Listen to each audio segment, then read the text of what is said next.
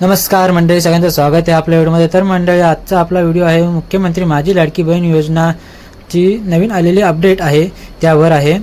तर मंडळी, आदिती तटकरे यांनी दिलेली आहे एक नवीन अपडेट। त्यामध्ये सांगितलेलं असं आहे की आपल्याला 2 महिन्याचा कालावधी ते दिला होता, तिथं आधीच सांगितलेलं आहे 18 नोव्हेंबर 2025 पूर्वी KYC प्रक्रिया पूर्ण करावी असे आवाहन केलेलं आहे सर्व लाभार्थ्यांना।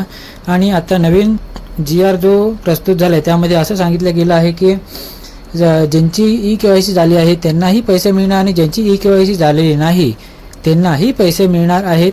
आणि ऑक्टोबर महिन्याचा हप्ता लवकरच सर्व लाभार्थ्यांच्या खात्यामध्ये जमा होणार आहे।